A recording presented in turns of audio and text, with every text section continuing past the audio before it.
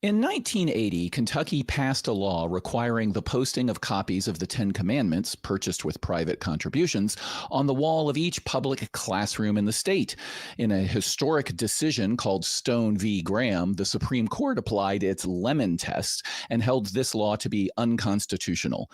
Well, as my favorite news desk, The Onion, said in a famous headline, history sighs and repeats itself.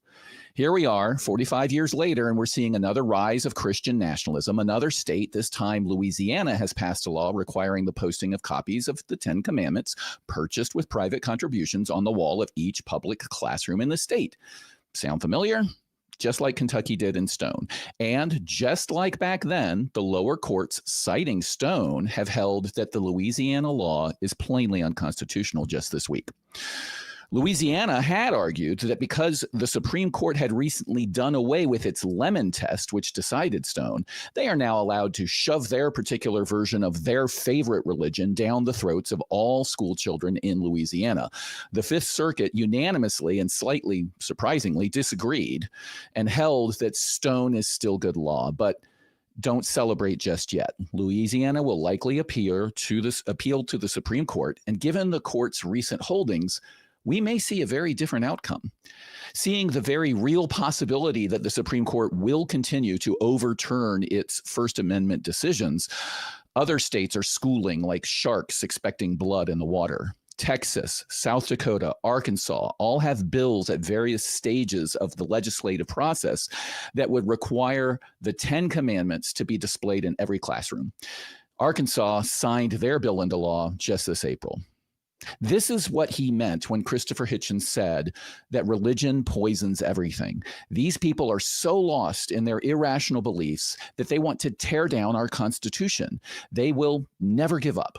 They will keep trying to do away with the First Amendment. This is why we are here. We need to keep having conversations that focus on facts and logic over irrational sky daddy wishes so we can convince people that the First Amendment is important. If you think we have it wrong and that our government should promote religion, give us a call because the show starts now.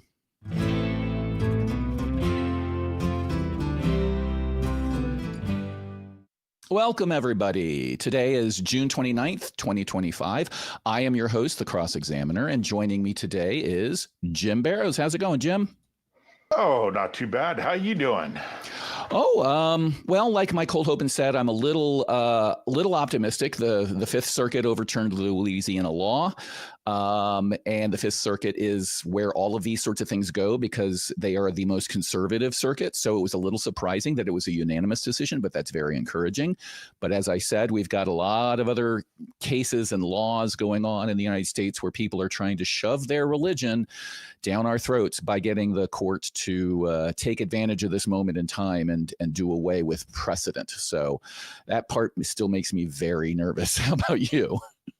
Well, I'm down here in deep South Alabama, just north of the Florida Panhandle, and I've had several conversations that absolutely terrify me around the fact that, like when the No Kings protests were happening, I have had several conversations where Alabamans have said, maybe we do need a king. Yeah, a Christian king at that, of course. Yeah, well. Right. And just absolutely terrifying that they say these things. It's like, do you not understand what's going on? And I think that the brain rot has gone, if you look at the Bible, and I know we all have, there's no support for democracy. There's no support for a republic. It talks about kings and it talks about God appointing kings. And I think the brain rot has gotten to, and I hate to use the word brain rot when it comes to religion, but has gotten so bad on these evangelicals that they think that they should have a king because that's God ordained.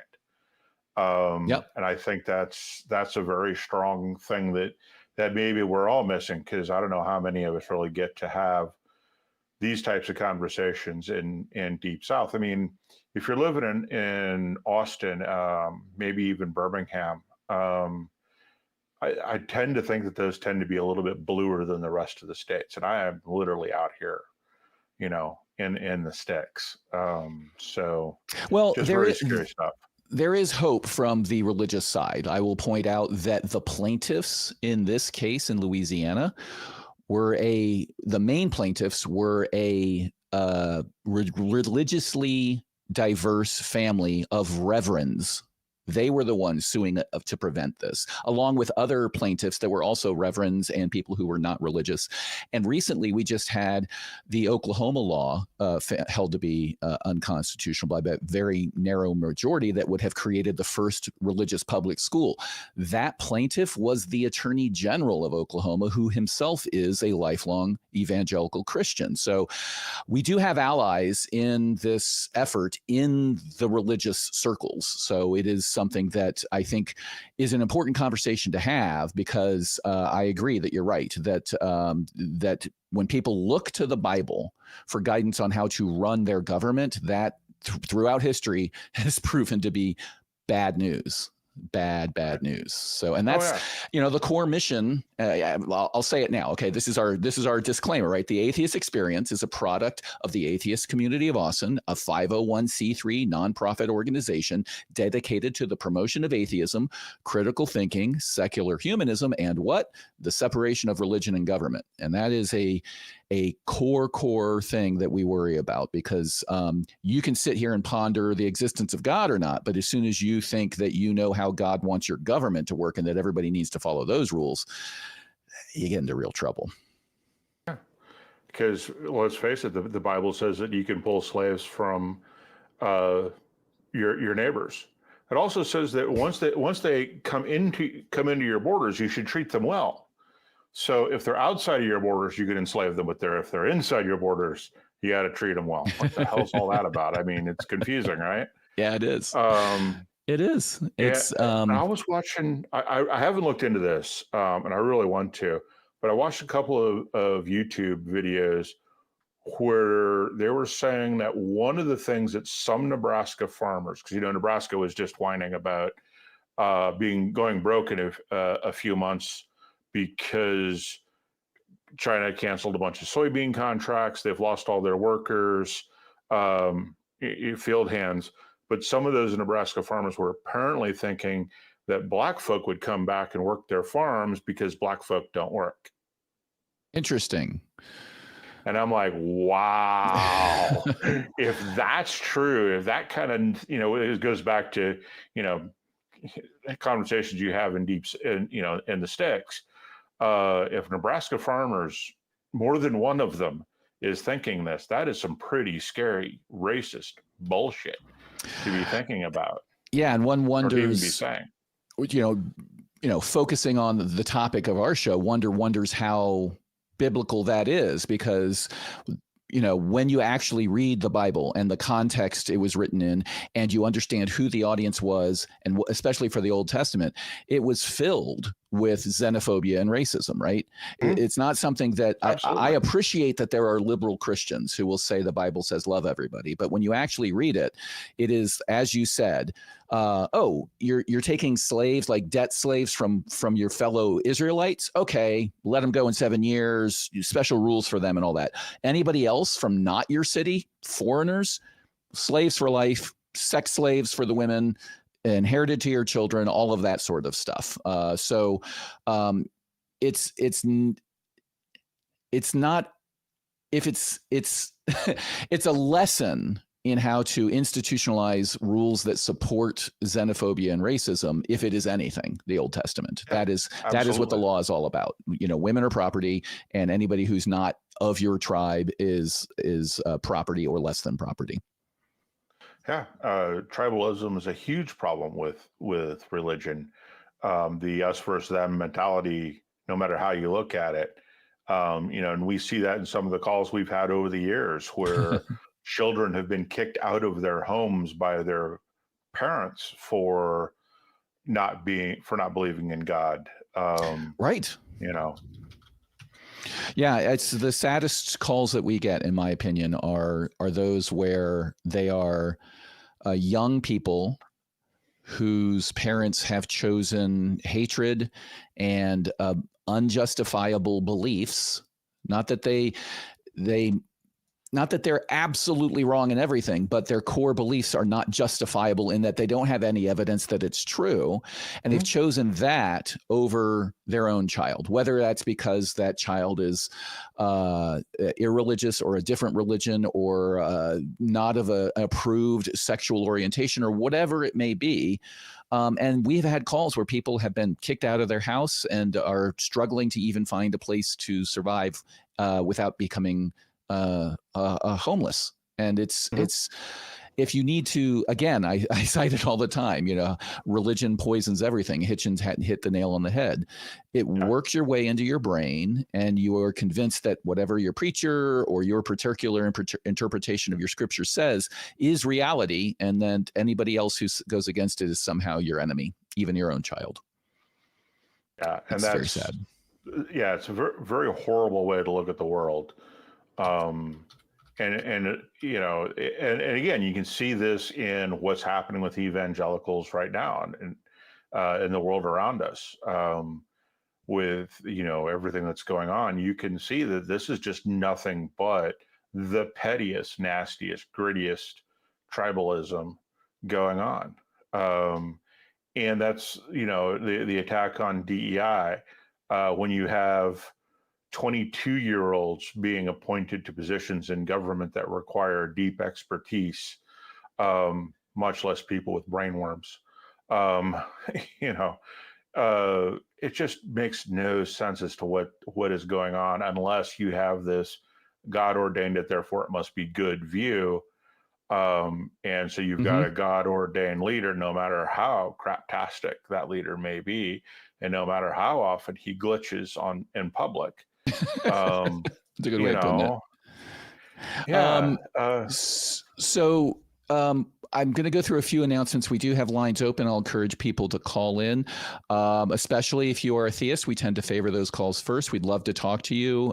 Obviously, we don't bite. We've had lots of different calls from lots of different faith systems, and we've made a lot of actual friends of people who aren't atheists. So we'd love to have a conversation with you about what you believe and why. But first, we have some exciting announcements to make. First, it's that time of year again, Jim. I don't know if you've ever been. I have not. I'm hoping this year will be my first. We are excited to announce Bat Cruise tickets are up for sale. Forrest, J. Mike, Dr. Ben, Objectively Dan, and others you love will be there. Join us August 16th, 2025, and get your tickets and info at tiny.cc/batcruise. Tickets sell out fast, so get your tickets now. Have you ever been, Jim? Yeah, I have been once, and it is absolutely amazing. When I went, we had 2 boats, and so to go out, the actual event itself, going out and watching the bats come out, is actually kind of amazing. But up until that happens, the camaraderie, the conversations, the people just in full atheist mode, is just absolutely wonderful. There's, you don't have to keep any masks on that cruise. The friends you make will be amazing. And then you get, if you ever wanted to know if Forrest is really that way in life, you will find out. He really, really is that way in life. You push that magic button and get him talking about anything, and he is just that animated. Same with almost all the hosts. So if you ever wanted to talk to us in person, that is a great time to do it. Just keep in mind that we're trying to talk to everybody. So got a little monopolization going on, huh? Sometimes, I mean, nobody's intentionally doing it, right? Sure. But the conversations you're having are just so good that sometimes you really don't want to leave them. Right. We're not talking about conversations about religion necessarily. It's conversations about anything and everything. The river running through Austin is really pretty. Lots of trees, stuff like that. It's hard to tell except for the skyscrapers, it's hard to tell that you're in a major city. But even some of the skyscrapers are kind of pretty as well. They're just not squares. A lot of them aren't squares. Gotcha. So yeah. I've been. My mother's from Texas, down in a town south of Houston called Anahuac, Texas. It's like one of those places you'd see in a Coen Brothers movie. So, love Texas for its culture, for its heritage, and for there's a lot of great people, not just in Austin, but all over down in Texas. Yeah. So I feel like we should let our viewers know we did have calls queued up. They have gotten dropped. I don't know if there is a technical issue going on, but we're going to keep going through announcements while we seek calls. So if you were listening and you had your call dropped, please do call right back in. Sorry that you got dropped. I'm starting to see them come in now. So more announcements before we get to the calls. First of all, the way that we help in the world is by getting the word out that these conversations take place. I can't tell you the number of times I've had conversations with people who didn't even understand what we were talking about. They thought that we were evil people that had, 28 eyes and were eating their babies. And then we have a conversation and they go, oh, well, I think I agree with you. Just last time I was on, somebody called in because I was talking about Christian nationalism and how it's a threat to our government and all of this stuff. And this person was very upset and said, I can't believe that you think people are wrong and evil and call them Christian nationalists just because they believe in Christianity. And we had a healthy conversation saying, oh, no, it's much more than that. They believe they want to use the mechanisms of government to force their belief system into the public square as the favored religion. And he, a Christian, was like, oh, I didn't know that. This is a summary. And he was like, I think I agree with you. That shouldn't happen. And that's what we've seen with these court cases I was talking about. We need to keep these conversations up because that person will now likely convince others that, hey, that's bad to have the First Amendment being torn apart by these people who want to tear it down. So to that end, please like this video and subscribe to the channel, enable notifications and comment below on your favorite point, your favorite callers, ask questions. They will be answered by our viewers. That is how the algorithm will know that it can spread this particular video and all the videos on our channel around, so people become more and more aware that these conversations are taking place and that information that they've heard in their church or mosque or synagogue may not be entirely accurate, and that there are some conversations to be had. You can also join our weekly watch parties at the Free Thought Library on Sundays for live viewings of Talk Heathen and the Atheist Experience every Sunday. The doors open at noon, and it's a great place for building community. And finally, we're going to do a big thank you to you-know-who, your favorite, our favorite, the crew who put this show together every week. Video operators, audio operators, note takers, call screeners, chat moderators. There they are. I don't know which one of them dropped all the calls, but we'll have them whipped with a wet noodle after the show. Thank you so much, everybody, for doing that. I think somebody was volunteering for that. I think you need to actually threaten them with a bad time. Flogged with a wet noodle. All right. All right. Why don't we jump into our calls? They've started coming back in now. We've got Alex from Iowa that we're going to talk to next. And my note here for Alex says, what are your views on the relationship between the atheist position and the views that are not atheist? So I'm going to ask Alex, could you explain yourself by defining a couple of things for us? Could you first tell us what you think the atheist position is? And could you give us some examples of some views that you would like to juxtapose that against? Okay, sure.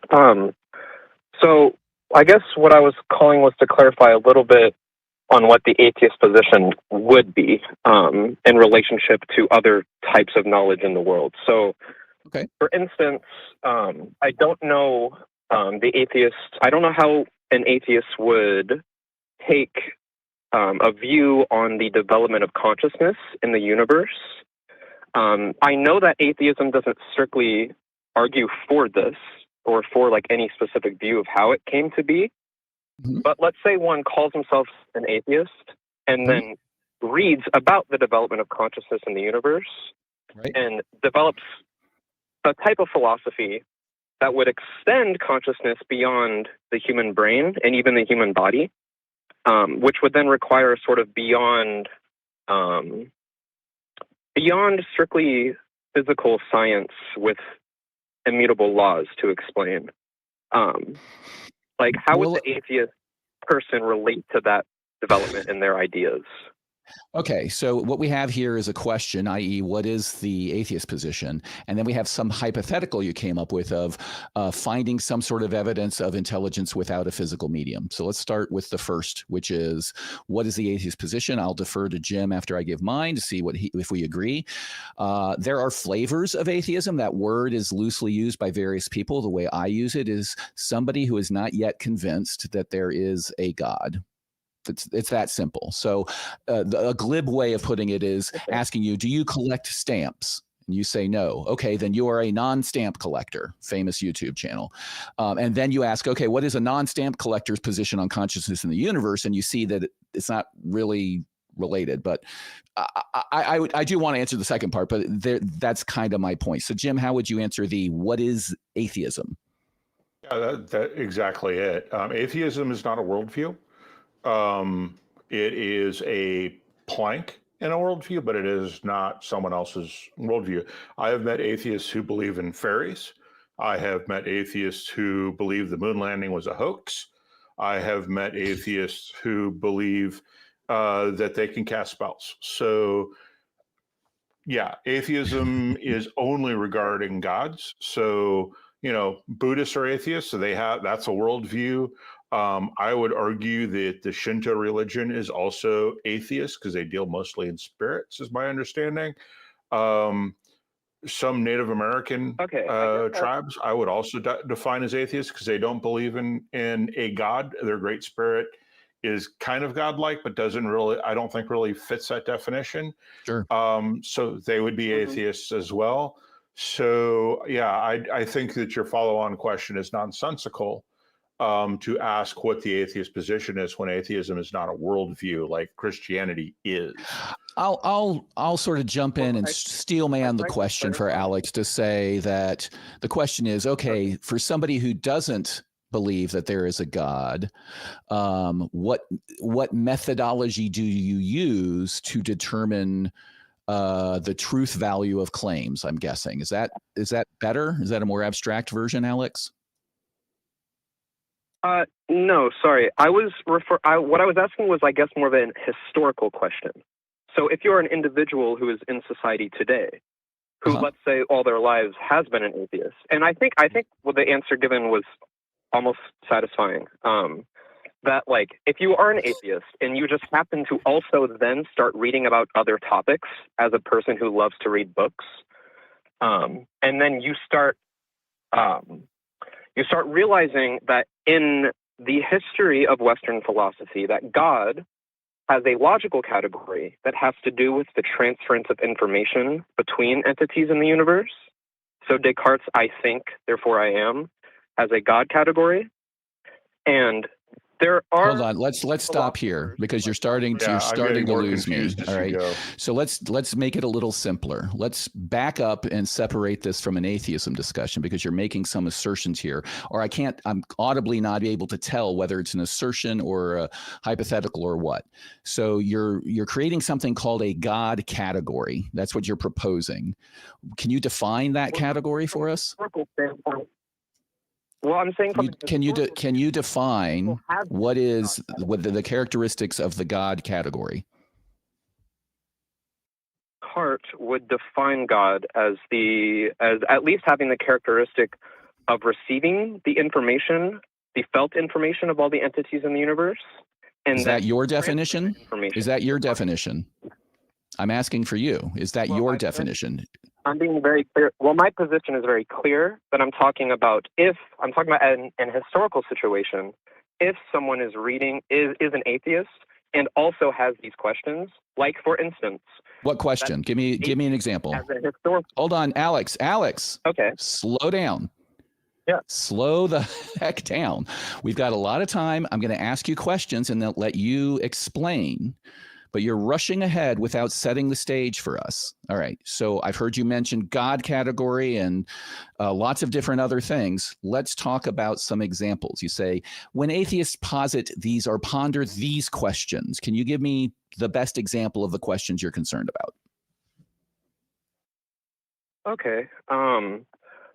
So the question that an atheist might ask, like myself would ask, is where does the logical category of God go in the history of Western philosophy as atheism emerges as an intellectual tradition? I don't understand what you mean by where does it go. Do you use go in the sense of it went somewhere, like it moved, or do you mean where does it sit in some literary categorization scheme? When atheists have applied logical categories, or in the history of Western philosophy, when logical categories are worked out to develop a metaphysical system or whatever it might be, whatever we call God for the entire Western tradition has had a place. And even atheists, I feel, use, like Alfred North Whitehead, a very respected philosopher, who uses a quote-unquote God category in a way that I actually think is compatible with what your co-host was talking about earlier, which I think I would be satisfied with. He uses the word God. I think he uses the word God in a way that is compatible with Western philosophy and in a way that exercises much of its cultish tenets. And I just think it complicates the relationship between being an atheist and spirituality. At least that was my thoughts. But again, as what do you mean now by by spirituality? What is that? What do you mean by that? Thank you. That's my question. Something that tell me what spiritual or spirituality means. Okay, yeah, I guess a felt. I guess it would be a category that is completely non-physical, or at least it interacts with physicality, but is not limited to it. And what does that mean? What do you mean? Now I got to ask another question. I'm sorry, because that answer was completely did not do anything for me. What do you mean it's not physical? Possibilities, potentials, and possibilities. Things that are not that haven't happened, but have some sort of relationship. So possibilities doesn't help either, right? Anything is possible, right? It is possible for pigs to come out of what? Possibility must be demonstrated. We can't say that we were just having this conversation. Probability needs to be demonstrated. Possibility, it's possible for pigs to come flying out of my lily white backside, but I'm not wearing pigsty underwear anytime soon. So I don't care what's possible. I do care what's probable, because anything is possible. It's just the probability may be very, very, very, very low. Close to zero, it really doesn't matter. I do want to, before we go further, I do want to point out that I actually disagree with that everything is possible, because that opens the door to some craziness that 1 equals 0 and, true equals false and all that. I don't think that everything is possible. We were just talking before the show from Tracy Harris would constantly say, possibility must be demonstrated. It's a small point, but I'm getting the sense from Alex that he would jump on something like that to say anything is possible and run with it. So I want to be very careful with that, but please continue. Yeah, that's why I was saying I don't care about possibility. I care about probability. Right. So Alex, let's further define spirituality, because it sounds like you're trying to use that as to differentiate some things, whether they are thoughts or propositions or whatever they may be, from anything else that you categorized as physical. Because you juxtapose spiritual to physical. So can you further tell me what is spirituality? What is spiritual? Can you define that further? And how do we detect it? So like I said, first you gave me an example, and then I wasn't able to expand on what I meant by possibility and potentials and even probabilities. I think it's more probable. It's certainly more potential. It's more probable that your co-host can reach out and touch you right now than I can, because I'm not physically near you. I don't think that can only be reduced to spatiotemporal coordinates within. This is not responding to my question. Stop, Alex. This is not responding to my question. First of all, please stop talking before I have to mute you. Okay. Our show, we're asking you questions so we can come to an understanding, because I have found that when we let you run, you start going off and into the weeds a little bit. And we need to walk this through slowly. Anybody who's got a defensible, well thought out position can explain it very simply using simple definitions. And I asked you, what do you mean by spiritual? And you started talking about, you think it's possible that it is easier for Jim to reach out and touch me than for you to do that. What does that have to do with spirituality? Could you please define what makes something spiritual? I think you are jumping ahead is what I am saying. When you ask me to define something, are you going to define the word spiritual or not? About 5, 6 minutes and 30 seconds ago, you asked me to give you an example of something spiritual. Alex. I gave you an example, and then I was cut off. All right, I'm muting him. I don't know. We're not dealing with a court record and reading back the record and all of this sort of stuff. If anybody ignored anything for 6 minutes, it's been Alex here. I'm going to unmute you, Alex. I've asked you a very simple question, and it's very telling that you don't have a ready answer. Anybody that's an honest interlocutor would stop and say, oh, spiritual, let me define that for you. Here's my well thought out definition of spirituality and how it is juxtaposed against anything else. That's what I'm asking for, because you brought this up. So we need to have you define what you mean by it. Jim wisely asked that. So can you please define what you mean by spiritual? Spiritual is a set of propositions which dynamically relate to the physical world. In my view, the set of propositions relative to any physical coordinate in the universe is always and ever updated through the transmission of God, God's conceptual value, which is transmitted to every physical entity in the universe. Now, okay, so let's back up. Let's back up. Hold on. I want to make sure I understand your definition. Hold on, Jim. He gave us a definition. We can work with I want to understand it. That's what I'm asking. Could you please say that first part again? It is a category. Spirituality is a category of what? It's a logical category. Right? Of what? Yes. Within a logical system, it is that what? Which is able to transfer the set of propositions relative to any physical entity in the universe. Okay, let's stop there. Let's stop there. Alex, stop. So I'm going to repeat this back and have Jim analyze this. It is a category of, you said of that. So I assume we'll just say things that are relate to or facilitate the transfer. Say it again, because this is dense. This is dense. So say it again. What's the definition? Not things. It is processes into thing. To transfer the information between processes in the universe, which are physical things. Things are processes. Because they are processes, they are able to be transferred. What is being transferred? Information about the processes? Yes, there's subjective. Okay, so there's information about per process. Could you give me an example of one example of information about a process that would fit into the spiritual category? Yes, I think this is the basis of causality. This is Leibniz, Hume, this is Whitehead. That when a leaf gets blown by the wind, the only reason that I am able to interpret that leaf being blown, logically, I think, is that it's taken in through the universe. God conceptually feels it, and then I physically feel God's conceptual feeling of that leaf blowing. And I feel like. All right, I'm gonna ask Jim. Sorry, I had to mute there because I wanted Jim. What do you think, Jim?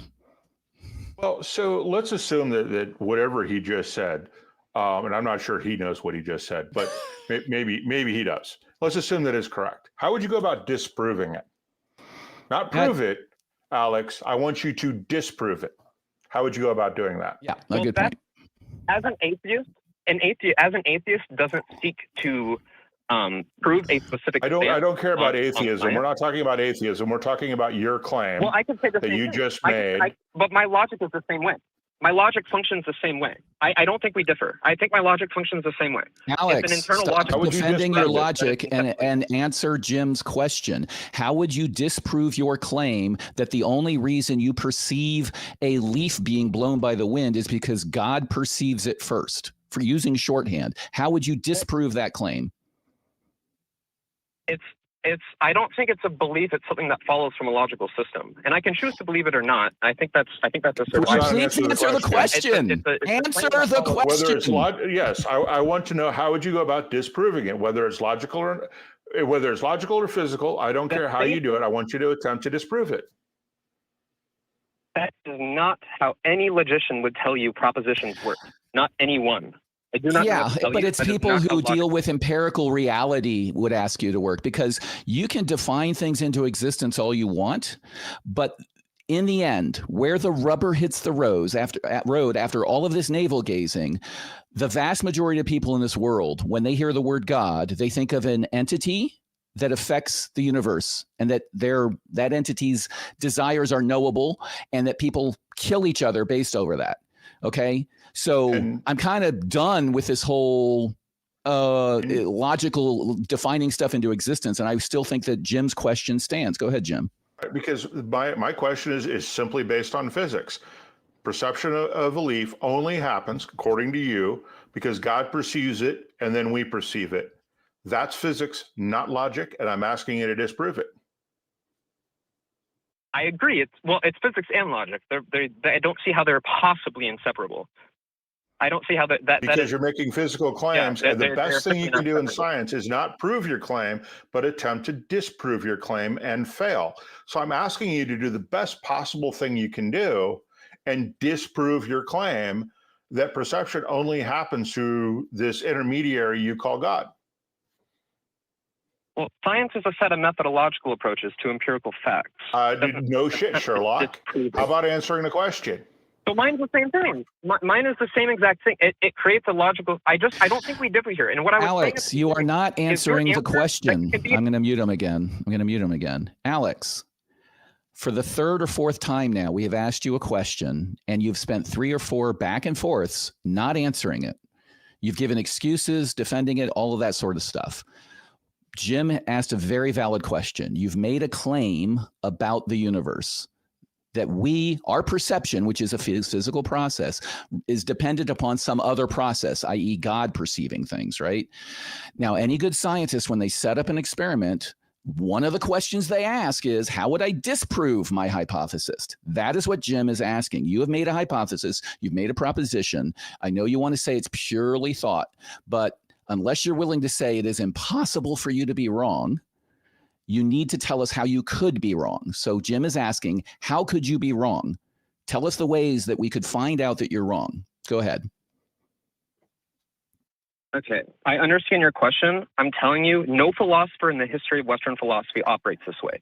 All right. So I don't know, Jim, is there any other parts of this conversation you want? Are you curious about anything? Because he's obviously not answering the question. Yeah. Philosophers, I mean, science is a branch of philosophy. So is religion, is a branch of philosophy. But okay, yes, they do, because science is a branch of philosophy. Also, trying to disprove what you're doing is an important thing when you're doing philosophy. One of the things you have to do when you're writing a philosophical article is anticipate how people are going to attack your argument so that you can bolster it and hopefully head off anything that they're going to attack you on. This is just, basics of doing philosophy is, how could I be wrong? Is to examine yourself. The self-examined life isn't worth living. The self-examined proposition isn't worth spewing out of your mouth. It's just not. You've got to start with, okay, how could I be wrong? And then fail to prove yourself wrong. And we see that over and over again. Sherlock Holmes famously did it in The Sign of the Four, locked room murder mystery, right? The first thing he does in that murder mystery is prove that there is the only way that person could have been killed was if somebody had left the room. And of course, the room can only be locked from the inside. Well, that's starting with, how do I prove myself wrong? We see this over and over again. So that when you say philosophy doesn't do that, I think you're fundamentally wrong I want to most basic level. I want to agree with Jim and ask you a question, Alex, because I think what you are saying, if I want to steelman your position, is you are making a purely logical argument. That's where I think you could arguably say, well, that's not how philosophers do it. They don't do any methodological experiments, etc. I'm going to start with the basic laws of logic, and from there I'm going to make certain conclusions, and I can prove mathematically that this is all true from just accepting the 3 basic laws of logic. Right there. If logic holds, you're right. There's no experiment to do, but that's not what we're dealing with here. You pulled in things like perception and leaves blowing. That's all physical reality stuff. There's some phenomenology, but yes, I think that's fair. I just want to say to anyone watching, where I'm getting my ideas from is Alfred North Whitehead's Process and Reality. I'm not here to let him promote. I don't know. He wants to preach. He doesn't want to engage. Do you have any other questions for Alex? I have one, but I'm worried that if I do, it's just going to be more of the same. So no, I think that he has completely failed to make a point and failed to stay on topic to a large degree. So. Alex, wish you the best. Call back if you're ready to talk like a normal human being. I'm not sure what your goal was here. Your original call was, how does an atheist view things differently than a non-atheist viewpoints or something like that? I'm going to go out on a limb and say I believe that your premise of your call that you gave our note taker was not really genuine. I don't think you were being very genuine. I think that you were trying to get on the air to just sort of assert these things. So it's disappointing when that happens. Yeah, even if it was genuine, and I'm not going to make any comment on that. I don't know enough one way or the other, but you're confusing atheism as a worldview or a philosophy, and confusing it as anything more than a single answer to a single question. I wouldn't consider Western philosophy to be atheistic in any way, shape, or form, just because it's philosophy. And atheism is an answer to one question. It's a single position on a single question, on a single proposition. That's all it is. Yep. And you're trying to make it out to be something more. And so I think everything you try after that is just fundamentally flawed from that point of view. I totally agree. Yeah, I think if we rephrase the question of what method do you use, what methods do atheists tend to use to discern truth? Maybe that's what he's getting at, because he's trying to insert God between us and truth, that we get truth because God gets truth. The method I use personally is something like the scientific method. I strive to sort of follow that.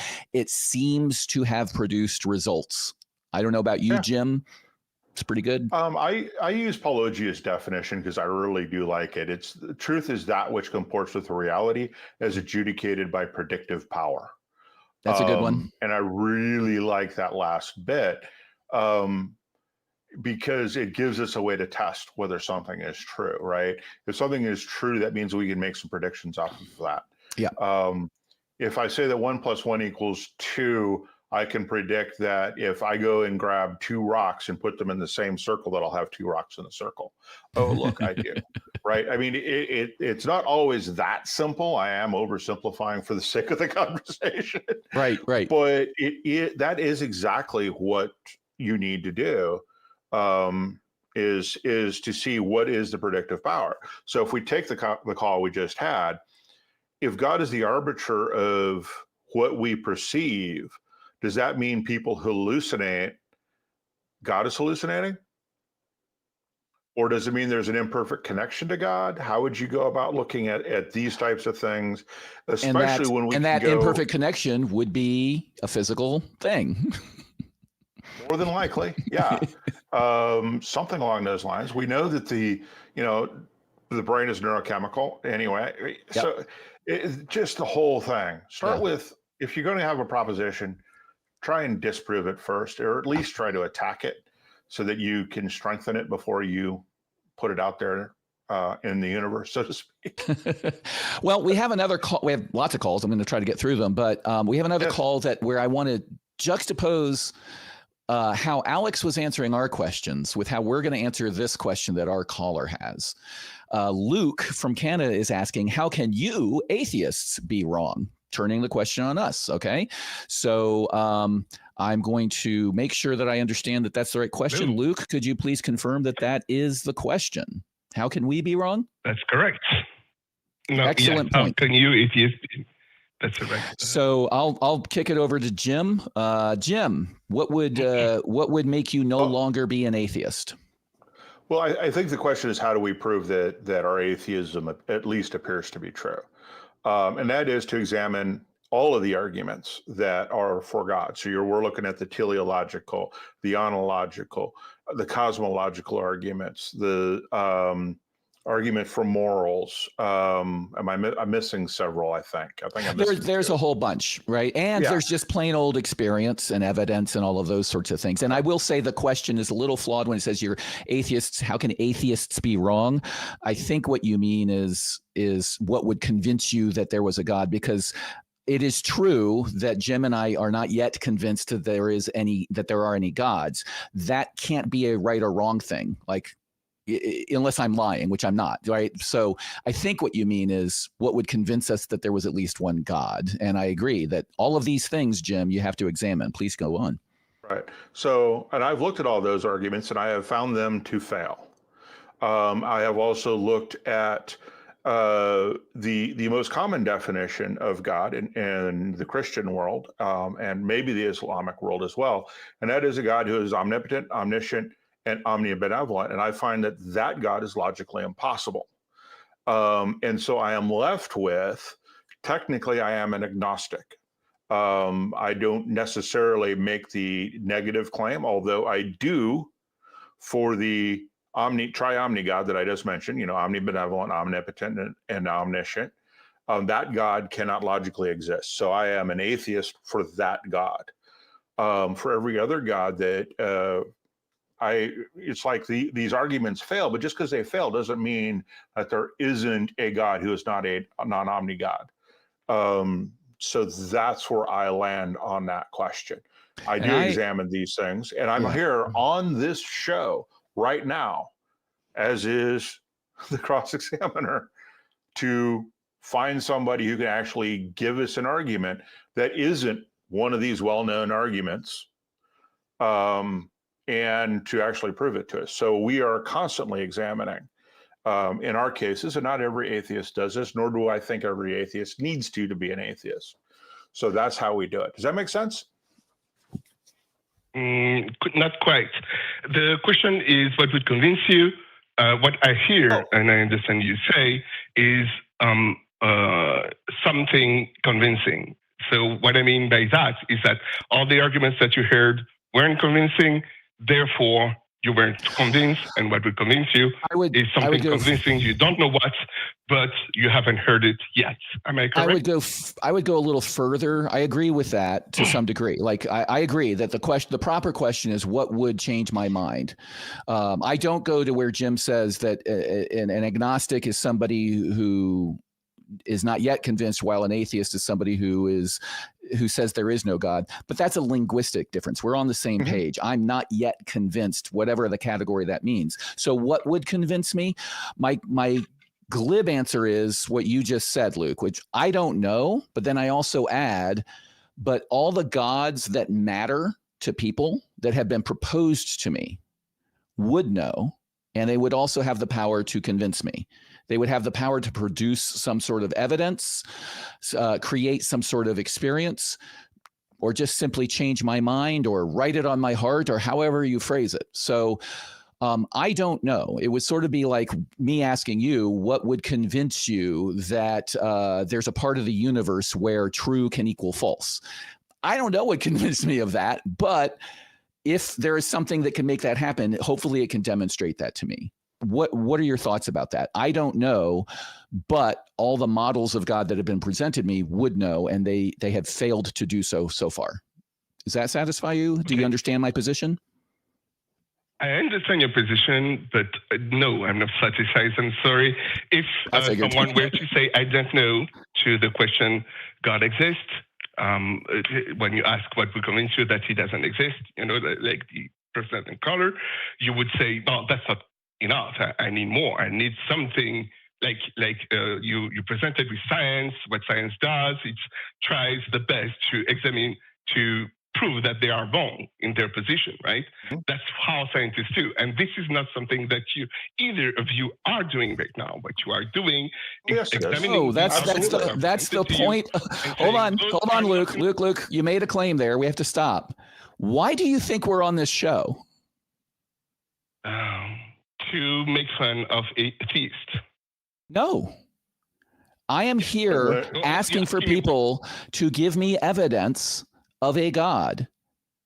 I am open to the possibility that a God may exist, that somebody can call up and say, there's this new observation that was made. There's this new logical argument. There's all of this sort of stuff, right? That is why I do this. I don't get paid for this. I want to come on and say, hey, to date, there is no Nobel Prize for the invention or discovery of God. Otherwise, if people had figured that out in a manner to be definitive enough to justify all the shit we see going on in the world in the name of God, if people had proven it to that level, every university on earth would have a department of God studies. We don't live in that world. There's no way that you can say that we have proven, that people have definitively proven the amount of disagreement we have, the amount of strife we have, and the amount of just plain old illogic that we suffer from people who do believe in God for the wrong reasons demonstrates that nobody has been able to establish that there is a God. And that is why I don't believe. But I am here taking calls every week from people and have a lot of good conversations where people raise interesting points. And I am open to being convinced. Does that satisfy you? So you claim that nobody has, the answer to your question is no. You claim that nobody has been able to demonstrate that God exists, but you have people who said that I have been convinced that God exists because of the demonstration that was presented to me. The evidence that you presented that do not convince you to are some people will claim that they were convinced because of those demonstrations that are not convincing to you. So that's why. And some people have a very low epistemic bar, and that's fine. We do not. We want to believe as many true things as possible and as few false things as possible. And that means that we have a higher epistemic bar. Because I'd just like to point out that in over 2,000 years of scientific discovery, not once have we found God to be the cause of anything, nor have we found any reason to assume that God has done anything. We have found naturalistic processes for things that 2,000 years ago were claimed to be supernatural in origin, and science has proved that is not the case. There is simply nothing to point to a God. Now, to Luc's point, the people who claim to have become convinced, in my experience, and I'm sure your experience, Jim, disagree with each other in droves in the details that matter. Yes, absolutely. Absolutely. Yeah. I forgot where I was going, but yeah, basically, and nobody, and none of the major Christian religions agree with each other. None of the major Islamic religions agree with each other on fundamental points. And so it doesn't seem like there's a single source for this God claim that can run consistent. Yeah, the methodology that people are using to come up with an affirmation of these claims comes up with contradictory answers based on which culture the person comes from, which religion they were taught. All sorts of things seem to be more determinative of your religious beliefs rather than a system of determining belief. So how would you explain that, Luc? What should convince us that there is a God, and specifically, which God should we be convinced of?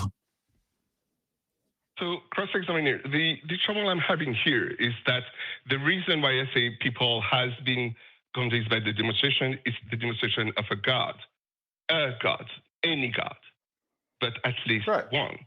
You are correct. So demonstrate that some gods are not. Yeah, but do you agree that, let's just make it real simple. Let's say half the world believes in God A and half the world believes in God B. And God A says X is true and God B says X is false. Those people, and that is core to the belief system. If X is true, then God A is true. And if X is false, then God B is true. Half of those people are wrong, at least, right? Logically speaking. And this is just a hypothetical. I'm not trying to trap you. But can we agree on that? Is X a state of affair? I'm just, as part of the hypothetical, I'm just saying that the God A and God B have dynamically opposed claims about reality, that if they are proven to be wrong, that God does not exist. So if we have two groups of people agreeing on two different versions of a God that make contradictory claims about their own existence or about the universe, half of those people are wrong. Correct. Some of them, for example, bacon. Bacon is one of the examples I often use. A group says bacon is good. The other says bacon is bad. So you have two gods, two claims about bacon, and one of those two is incorrect. Okay, I thank you for that. That's a good example. It's not at the core of the belief. You could just be wrong about that one particular aspect. But we at least understand the concept that people have used a method to come to a belief about a claim, and they're wrong. And we see that a lot. And given the number of religions that make contradictory claims, if one of them is actually correct, they're probably in the minority. More people are wrong about their religion than the right religion is about itself. So what's wrong with this picture? If there were a God that you could discover through evidence, logic, reasoning, and all of that, shouldn't we have come to some consensus about it by now? No. Okay, why not? Free will. Trivial. So does it matter? I assume you believe in some sort of God? Correct. I'm a Catholic. I'm sorry. You're Catholic. What? Okay, yes. That's quite all right. So then I'm going to confirm this. You believe in an afterlife? Correct. Okay, so it's pretty high stakes for you. What is pretty high stakes? Your belief that if this God, your God, is true and your faith in him will be rewarded with an afterlife, if you're wrong, that's not a trivial belief. That's not a trivial error, correct? Yes. What's the alternative? The alternatives are some other God is right. You're only partially right, and there is no afterlife. You're partially right, but you should be doing evil. And if you don't do evil, you will be punished. Or there is no God. There's lots of alternatives. But they're all not trivial. The alternative, maybe it's better for me to believe there is. The thing is not that high. If the alternative is nothing, like atheists propose, then no, the stake is not high. For who? For whom? Wager? For me. For you. What about the rest of the world? I don't understand your question. We have people killing each other in the Middle East. We have parents in Idaho who are killing their children because of faith healing. We have people trying to control our government and force certain beliefs into our kids' heads, all in the name of a religion that, by your admitting, could be wrong, but you claim is trivial. I don't see these things as trivial. I think it's incredibly important. It is important for them to have the correct religion, being Catholic. Yes. But you can't prove that the Catholicism is the correct religion. So why should we become convinced? Well, to be able to prove that Catholicism is the correct one, we need to have a common knowledge that we can build from, a common ground that we can build from to discern which religion is the correct one, how to discern between the true religion and the false religion. It's another conversation than the how can I be wrong question. Let's have it, Jim. Jim, ask him a question. Let's have it. Yeah, so I'm just going to say that the free will cop-out for why there's evil in the world, and it is a cop-out. I mean, it's a nonsensical, because it basically and this is what's going to happen in this conversation. Oh, I'm sorry, Jim. I'm going to interrupt you for just a second. Did he say free will? I thought he said trivial. No, free will. Oh, okay. Sorry, go ahead. Yeah.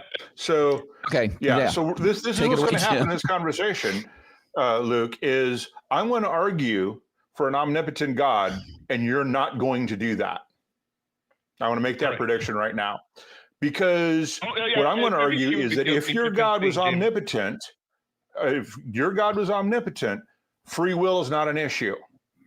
Because your God could figure out a way without violating free will to prevent evil.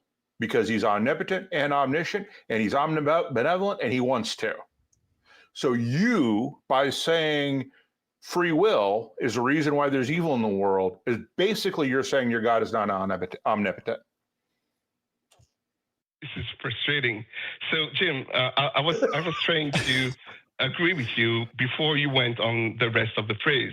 I said, yeah, the omnipotence that you presented is not the omnipotence of the real God. It's a fake. Yeah, people have gone away you because are not a Catholic. Well, hold on, because atheists like us have pointed out the problems with the omni God. Modern religious philosophers have moved the goalposts and now call it a maximally powerful and maximally loving and maximally all of this stuff to get around this. Right, but that doesn't fix the argument at all. Well, it does, because then they can take that argument of can God create a burrito so hot that even he can't eat it, and explain away through shaking of hands that his maximal power doesn't exceed that. Right. No, my argument is that even a maximally powered God would still be able to prevent evil, because he's also maximally omniscient, or maximally omniscient, whatever you want to phrase that. Actually, let's just use the omnis, and there's no logical impossibilities, because that's basically what maximal does, right? And I'm saying that without logical impossibilities, that your God has a way to prevent evil without violating free will. Not the maximally God, no definition of that type of God, omni or maximal, I don't care which of those two you use, gets out of this, because you could only think of free will. And there's a billion other different ways that I can think of, if I spend enough time, that you could do it without ever violating free will. So you're arguing for a less than maximally powerful God or a less than omnipotent God. You are arguing for a God that I don't think you believe in. What do you think about that, Luc? I'm not sure. You claim that the maximally knowledgeable God wouldn't allow free will, or wouldn't allow suffering in the world. That's what you're saying, Jim, right? The maximally benevolent, maximally knowledgeable, maximally powerful God does not exist because evil exists in the world. And your free will excuse is just that, as excuse, and you're arguing for a God that is not maximally powerful or maximally knowledgeable or maximally benevolent. And we could also throw in, you haven't demonstrated that free will exists, but that's a whole other conversation. I don't want to have that conversation. So to break down Jim's argument, it's basically saying all versions of the God we've been presented would have the capability of creating and designing a universe where this evil would not happen, and it wouldn't violate any sort of rule he might have about free will. What's your response there, Luc? Okay, so where's the logical impossibility? What is God being restrained by then? The claim that he would be able to do so has not to be demonstrated. Do we agree?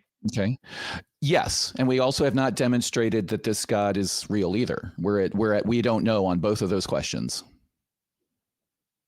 Okay, so if your your claim is that maximally knowledgeable gods cannot allow free will, then no, that is not my claim. No. We're responding to your claim that your claim to wrap up the shorthand of free will, as we understand it. Let's get this on the table. Is it goes something along the lines as follows: God doesn't want evil in the world, but God values free will above all else, and God knows it is impossible to give humans free will and prevent them from committing evil. Okay, that's the summary of it, right? That does away, that ignores a whole bunch of problems with this. Is there free will in heaven? What's your question there, Luke? Do you have free will in heaven? I don't know. Okay. Do you have free will on earth? Yes. Okay, so I don't know how you differentiate. So if you don't have free will in heaven, then God values something more than free will. If you do have free will in heaven, and you also think that no evil exists in heaven, then there is a world God can create where you have free will and there is no evil. So no matter how you cut it, and again, this is why I talk about the models of God we have been presented with. The model of God I've been presented with when it comes to this free will argument is logically inconsistent with the concept of things like heaven. It's logically inconsistent with another common argument is if I gave people free will and I exposed myself to them to prove that I exist, they would not have free will because they could not help but worship me and believe, and they'd be like robots. Well, the story of Satan and all of his followers that defected from heaven seems to disagree with that, et cetera, et cetera, et cetera. There's mountains of problems with this whole free will thing. Do you see the problems with the whole free will argument? Do you see the inconsistency? So you claim to know what will happen after we die. So what? No, I do not. No, I do not. No, we've never I am made taking that this claim. from the Catholic belief system that you said you believe in, that there is some sort of afterlife, which you confirmed, that I assume you believe that there is some sort of heaven. I think you affirmed that. And the description I've always been given by all believers is that there is no evil in heaven, and some waffle like you as to whether or not you have free will in heaven. Do you disagree with any of that? The last one I disagree with. You waffled. You said you don't know whether there's free will. Oh, sorry. What does it mean, waffle?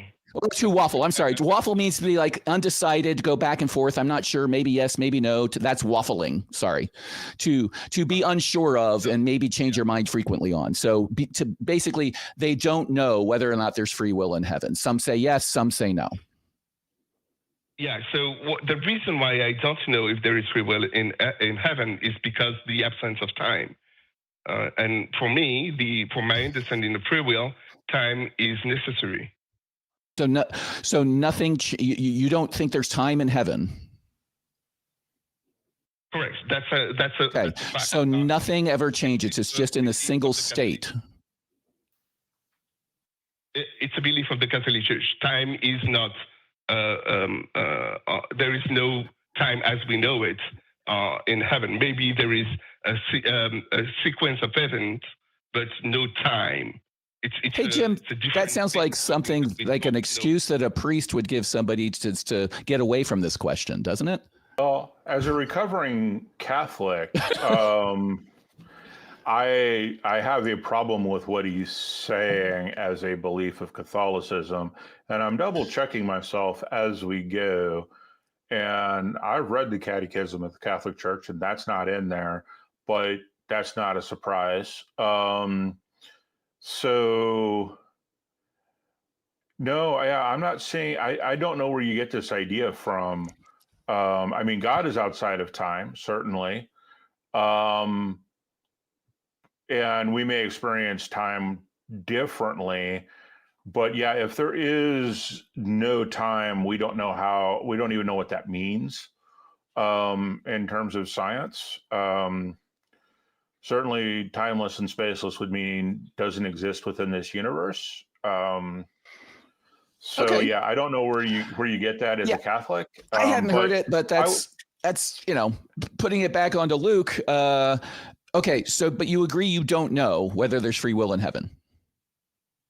So yeah, the reason you understand why I say do you right? Yeah, I get it. I'm going to sort of skip over that. I think the concept of being outside of time is a nonsense that we can't comprehend and is meaningless BS, quite frankly, that people give to try to sort of wave away problems with their logic.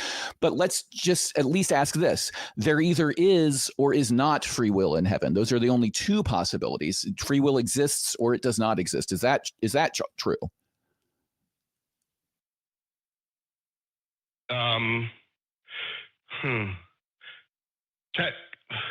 Words are to convey idea. The idea conveyed by free will doesn't exist in heaven. That would be the answer.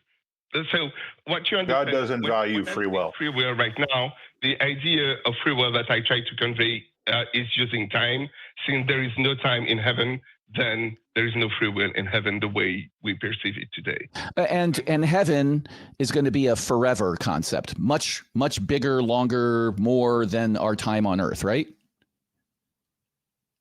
Forever implied the use of time. Again, it's a placeholder, right? Permanent or whatever you want to say. But my point is the Bible tends to teach that the earth is sort of like a doormat that we wipe our feet on before we go to heaven, and heaven's the important part, that this is a test or that this is whatever. So if God doesn't value free will enough to have it exist in heaven, why does he value it so much here to the point that he thinks that he should put it in, even though it prevents him logically somehow from preventing evil? The choice of God has to be free. That's why. It's just restating the question. I'm asking why does God value it so much in here, but not in heaven? Like your continued choice in heaven should be free, right?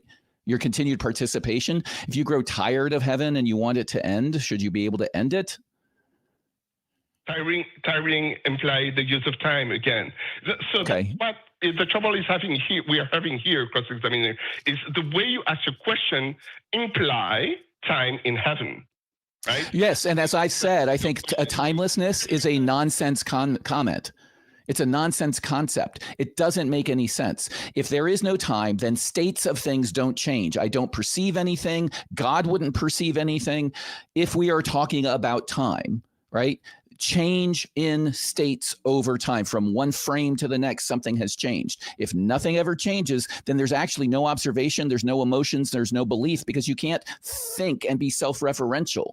It's meaningless to say God is outside of time. You might as well say God is true and false at the same time. It just doesn't make any sense. We can't comprehend it. Does it make any sense to you, Jim? No. I mean, we wandered kind of far off from the problem of evil that kind of disproves that his God exists. But yeah, to say that it's without time, I mean, you're getting into a realm that we just have no idea what the heck is going on with that concept. We know that space and time came into existence at the same time. I was reading, or at the same moment. We don't even know if words like before time make any sense, because that before indicates that time exists of some kind. It just may be that it is a different way to experience time or a different way to experience events. You're basically just spouting nonsense about heaven, and you're spouting nonsense about heaven that you can't prove. And I don't care at that point, because you can't prove that heaven exists. You haven't proven your God exists. You haven't even given it, nothing you said has come with any kind of proof. And we've been talking to you for almost 30 minutes now. And let's give him a chance, shall we? What convinced you that not only a God exists, but it's the Catholic version? Oh, wow. The existence of God came with the prime mover argument, but the Catholic Church interpretation of God came with stories like Bacon and the ability to have more than one wife. And depending on each religion, they have their own claim about what is good or bad, and their mistake. They are evidently mistaken about their claim. Okay, so to summarize that into shorthand, you judged the different laws and rules and claims, and you found that you agree with the Catholic claims more than other religions. Is that a fair summary? It's not a judge, it's an observation. An observation that led you to the conclusion that something's right or wrong, which is judging something, right? Yeah, you have criteria of good and bad things depending on each religion, right? Each religion would tell you. You said Bacon, right? That people who are arguing over Bacon, that's something that convinced you the Catholic Church was right in some way. For example, yeah, bacon is one of those things where they claim that if you eat bacon, you will get sick. Sickness is the consequence of bad. So, but you started with the prime mover and you're at the Catholic God. How do you get from, we'll assume for the moment that the prime mover argument doesn't have serious flaws in it. How do you get from the prime mover to the Catholic version of the Christian God? Yeah, so if you have a God, so that's a contribution from the prime mover. No, you don't have a God. You have a prime mover. You have a prime mover. You're claiming it's God. I want to know how you get there. Yeah, it could be Bart Simpson in his lab creating a universe out of a computer program. We don't know, but it's a prime mover. Bart Simpson has a beginning. You know what I'm saying? Prime mover, right? Prime mover for our local presentation of the universe, right? For me, from my understanding from the prime mover, he doesn't have a beginning. Like it's the unmoved mover. Right. Not a problem. Not a problem with that. How do you get from prime mover to a God, to the Catholic God in particular? Or to an agent at all, to a thinking being. That's what our point is any question about what is the cause of everything, the prime mover is, we don't know. It's just an assertion that there was an original cause. That's it. Not that it's an agent, not that it's a God, it's just some cause. That's the prime mover. You go from there all the way to virgin birth, right? And heaven and all of these other claims. How do you get there? All right. So you have many steps. I agree with you, but one of those steps we talked about was Bacon.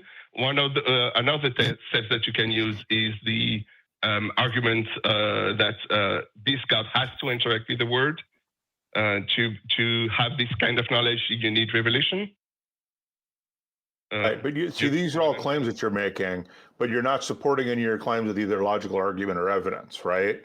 And that's what we're looking for is a logical argument. We're assuming that the prime mover argument is true. So we're giving you that as a starting point. And then you said Bacon somehow is a step on the way. I don't see how Bacon is on there. And then that the God has to interact with the universe. Okay, that would be the prime mover thing. So you just restated the prime mover argument. You haven't said anything yet. So how do you get from the prime mover to the Catholic God? I understand. So what's happening right now is I don't know what you consider evidence. That's the reason why I called you the first time around when I asked you what would convince you or how can you be proven wrong. I was asking you what do you consider good evidence or evidence for God. Since I don't have that, there is nothing that I can bring you that will answer your question. No, I understand that. Our question is, first, what convinced you, which I think you're trying to tell us.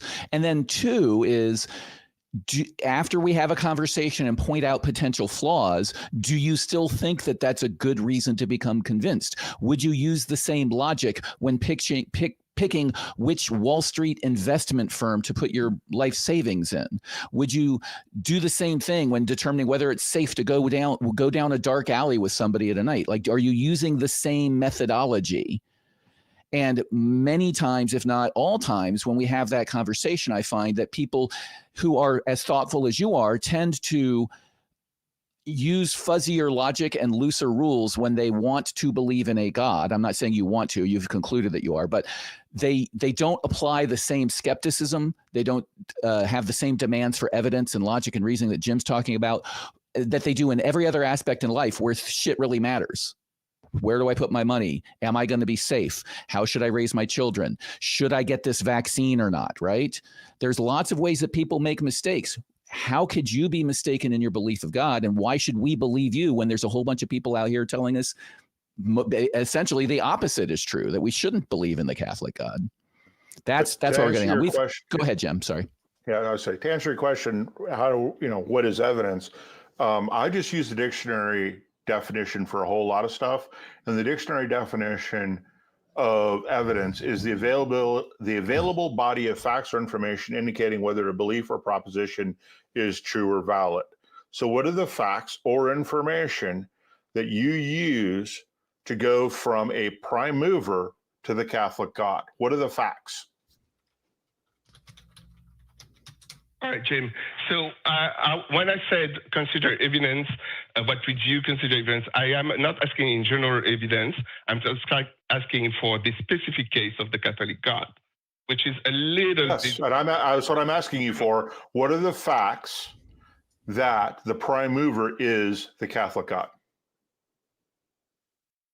Like I said, there are many things that are between those two steps. One of them. What's the biggest one? We don't have a lot of time. I'm sorry, Luc, but what's the biggest thing? The biggest reason you believe in the Catholic God? Number one, if you had to say this is the prime one.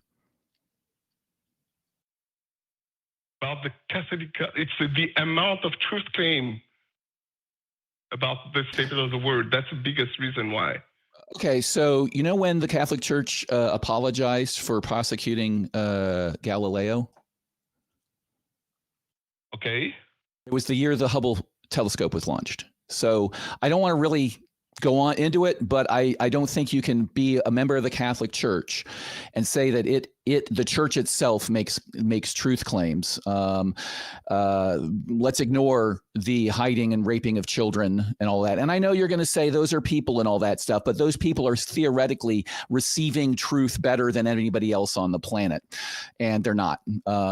So Jim, we got to move on to other callers. Do you have anything you wanted to wrap up with? No, I would really look at those truth claims because, like I said, I'm a recovering Catholic, and they fall apart very, very quickly when you go and you look at history and you go look at things that actually happened. The basic claim going back to the Bible is problematic. The New Testament is problematic when you go and actually study it. And I don't mean read it to study it. I mean go and look at what was happening at the time. Go look at all the things that were influenced by it, or that influenced it. And just start with the basics. Can you prove it was Matthew, Mark, Luke, and John that wrote those Gospels? Because you can't. Hint, no. Yeah, I would start with something as fundamental as that, and then go and try and prove those things, and go really examine those. Because once you do, you won't be a Catholic for much longer. I want to thank you, Luc, for your time. I really did appreciate the call. I think you're an excellent conversation to participate with, and I'd love for you to call back again. But we do have to move on. So thank you very much for your time. And we will hopefully hear from Luc again as we ponder that. I'm going to jump right into, we've got more calls. I want to jump in because we were sort of slow to start off at this. We have Robert in Minnesota. Why do we need a reason to believe in God? Why isn't belief in and of itself sufficient? Robert, I'm going to cut to the chase on this one. You say, why isn't belief in and of itself sufficient? I assume you mean, why isn't belief in and of God, a God, sufficient? Sufficient for what? So sufficient for their own purposes. So sufficient for whose purposes? What purposes? For the believer's purposes. So most individuals do not come to faith through rationality or reasoning, whether theistic or atheistic. Most individuals are either raised a certain way, they have an experience, and being raised or having an experience is not a rational endeavor necessarily. So I tend to agree with that. Maybe I see Jim nodding as well. Maybe you're an exception to that. Yeah. So sounds like you guys are in agreement with that, but maybe you guys are an exception to that. But what I don't understand is the necessity of insisting other people have a rational backbone to their belief. Oh, it's really easy. So, yeah, that's an easy thing to question. First of all, religion brings up tribalism.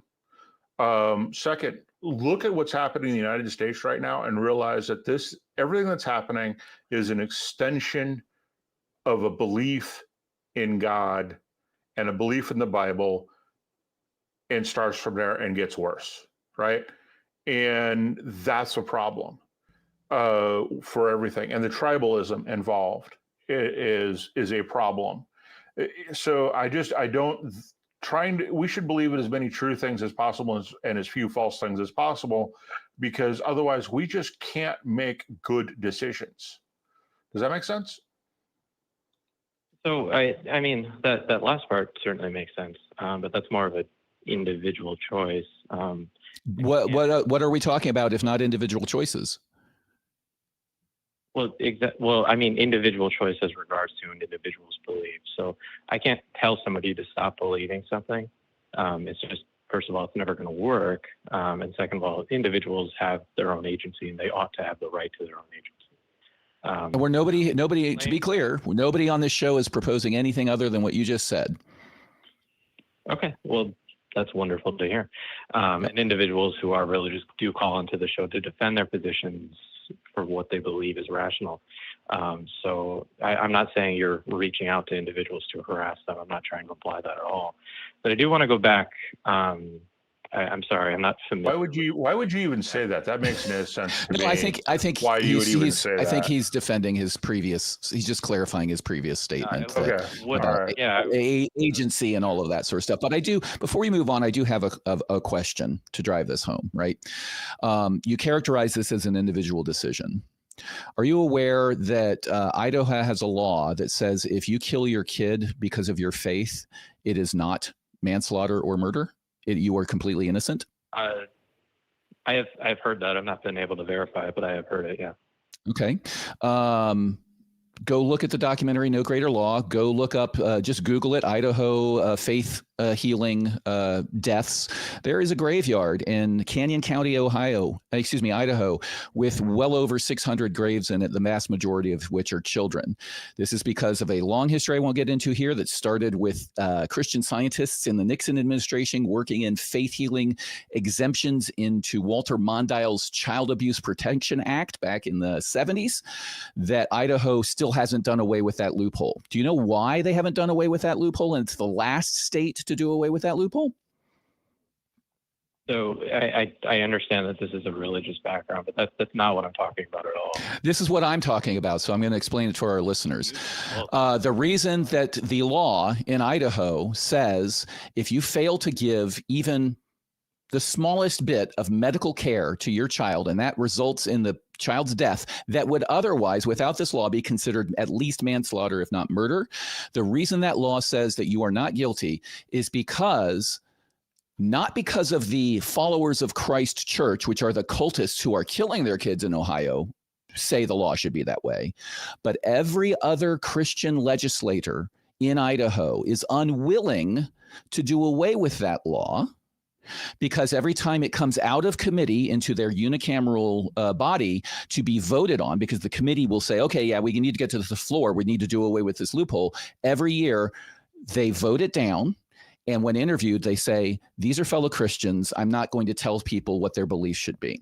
So I really do not want to exaggerate or make you think I'm exaggerating why this is not just an individual decision. And when you ask why we need a reason to believe in God, my answer is because they're killing fucking kids in Idaho, excuse me. Okay, so does that make sense? So okay, what you're saying, that line of logic makes sense, but it's completely misrepresenting what I said and has nothing to do with what I'm talking about. So I want you to take a deep breath. Your question was, why do we need a reason to believe in God? isn't belief in and of itself sufficient. The reason you need to have a belief in God is exactly what Jim said. It's the same reason you need to have a firm methodology for whether or not there's a car coming when you cross the street, or whether there's a fucking tiger in the tall grass when you decide to go into the tall grass. Because if you act on erroneous information, you can hurt yourselves and those you love. That's why you need a reason to believe in anything, much less something as important as these claims about God. So does that make sense? What you're doing is you're extrapolating things. Does it make sense? Do you agree with me? No, it really. You do not agree with me. No, I didn't say that. You've got to let me talk, my friend. Okay. I'm asking you questions. I'm cross-examining you to get to a point, and then you can talk. Yeah. Do you agree that we should believe as many true things and as few false things, or lest we risk doing very great harm to ourselves or those we love? Ideally, yes. Okay, go ahead. Okay, so again, I am not talking about individuals who are acting out their belief onto other people. There are plenty of Christians, Muslims, and let me finish. I heard you take a breath. Let me finish. There are Hey, let me make something clear here. I'm gonna mute you for a second. We will talk when we want to talk. I was not about to talk. I actually took a drink, is what you heard. So you need to hold on and figure out whose show is whose. We would love to hear from you. But when somebody calls in with something saying, why do we care? Why do we need a reason to believe in God? And I see what is happening in this world, I find it kind of ridiculous. So that is why I wanted to get to that point, and then I wanted to let you talk. All right. And I'm going to let you talk, and then I'm sure Jim will have some questions for you. But please stop with the tone about you telling me when you can and cannot talk. Now, please continue and tell me what your actual question is. So I just want to clarify, okay? Again, I was interrupted a lot before. That's why I was a little on edge about being. Stop with the whining about interrupting and get to your point. I'm explaining. You just talked to the guy for 45 minutes, okay? So what I'm saying. Last chance. Get to your point. Stop with the preambles. Okay. Individuals have their beliefs, correct? Individuals act out on their beliefs, correct? Some individuals force their beliefs on other people. Some individuals force their beliefs on other people. And at times, such as things like democracy or equality or egalitarianism, I am 100% in favor of acting that out by force if necessary, okay? If somebody wants to come into the United States and install a Sharia law dictatorship, I am 100% in favor of by force removing that. Okay. The same thing. Why are you in favor of opposing that? I'm not sure if he's getting to a point, but yeah, he is. But I want to understand why I have a point here. Why are you opposed to a Sharia law dictatorship? Because it opposes my interests. How do you know that? So the underlying question is, what if they're right? What if that's what God wants? Okay, then I don't care. Okay. That's a good answer. I appreciate that. Yeah. What's the difference between Sharia law and Leviticus? I'm sorry? What's the difference between Sharia law and Leviticus? Academically, they're quite different. In practice, they would probably function somewhat similar. Sharia law tends to be a little bit more lenient, believe it or not. So you agree that our beliefs inform our actions, and bad beliefs can inform bad actions. So I don't understand where we disagree. Do you not then conclude that it is in our societal best interest that as many members believe as many true things and as few false things, lest they blow themselves up or fly their planes into buildings or start wars in the Middle East or kill their kids in Idaho? Isn't that not something we should say is a moral good? Nothing I ever said disagreed with that or contradicted that. Your question is, why do we need a reason to believe in God? The reason you need a reason is to make sure your logic is not defective, to make sure you're not hearing voices, to make sure that you are right. If you have no reason to believe in a God and you believe without reason, then the random God you choose believing in may tell you to go blow yourself up. And that's bad. So at least have a fucking reason. Okay. So I agree. If you're going to do something vast, you should probably have a reason for it. But what I'm talking about is not necessarily acting on a fundamentalist idea of religion from Leviticus or from somebody's interpretation of Sharia, which is incredibly diverse, some of which is more palatable than others. However, what I am talking about is, let's say an individual is a deist. Okay, they're an individual who believes in a God, but this God doesn't interact with the world. Okay, this God might have created the universe, might just have existed with the universe, might be a function of the universe. We don't really know. Okay, there are plenty of Christians, first of all, that pretty much live out this idea of God. So they might go to church occasionally. They'll say they believe in God. They'll say they believe Jesus Christ died for their sins. There's plenty of Muslims that will pray 5 times a day, that will refrain from pork, and all of these things. Just to cut you off on all this long, just to cut you off on this long list of stuff that I don't think really does anything. What you're saying is that it is sometimes okay to believe in things without evidence. That's what it sounds like to me you're saying. I don't think anybody disagrees with that. I mean, I do. Morally wrong. I do. Believing. I do. I do. I believe that believing in things without good evidence leads to bad actions. Actions have consequences. Bad actions mostly have bad consequences. And I'll add the word.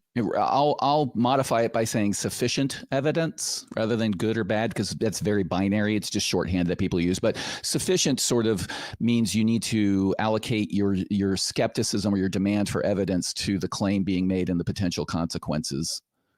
If you tell me you had a tuna fish sandwich for lunch, I'll probably believe you, because I know what tuna is. I know that people make sandwiches. I know that what lunch is, and I know that people eat tuna fish sandwiches at lunch. And the potential consequences for me accepting that is true is very low. If you tell me that you had a tuna fish sandwich for lunch while you're on a flying saucer talking to God, we're gonna have a different conversation.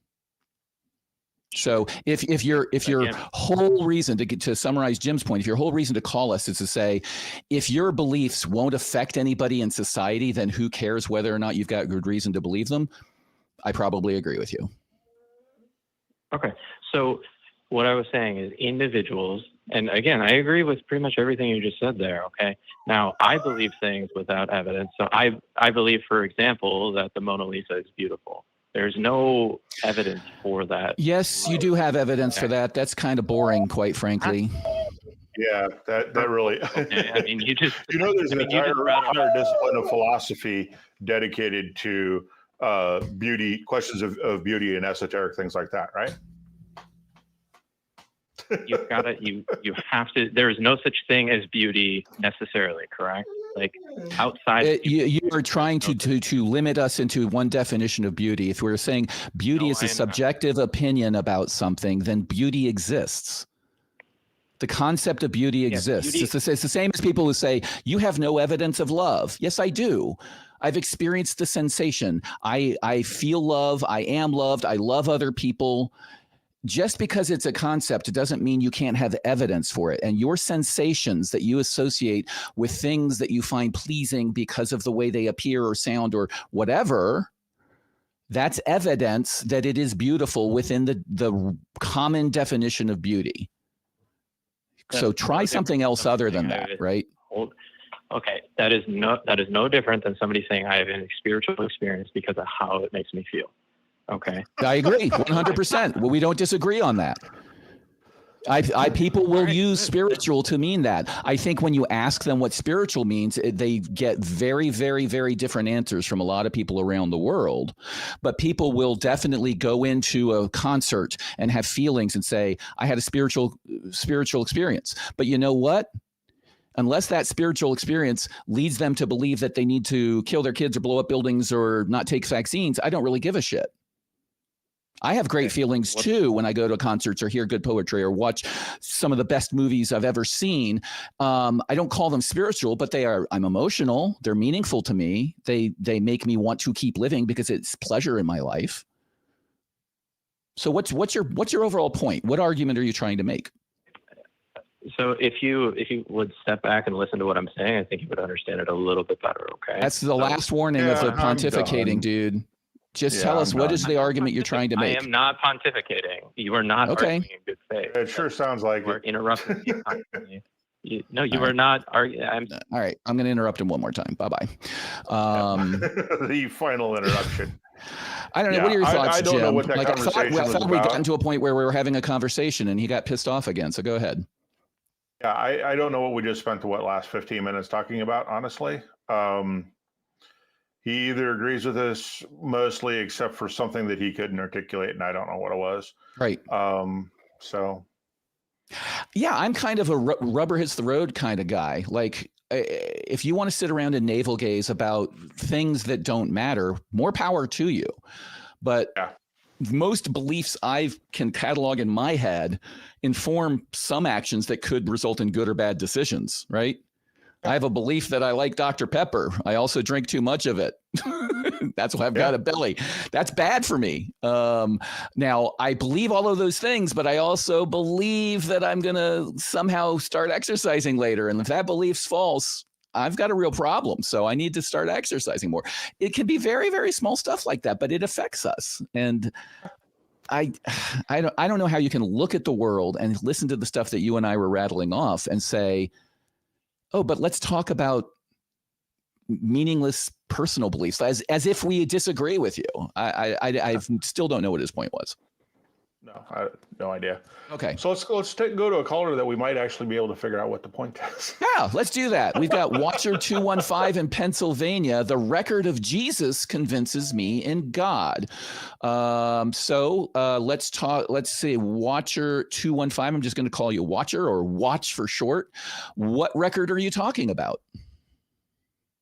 The Bible. Gospels, and okay. So what about the Gospels? Old and New Testament, yeah. What about the New Testament Gospels, Matthew, Mark, Luke, and John, convinces you? You say in God. I assume you mean that the claims about the Christian God are true. That's what you mean? Yes. Okay. So what about the Gospels convince you that God is that God is true or is real?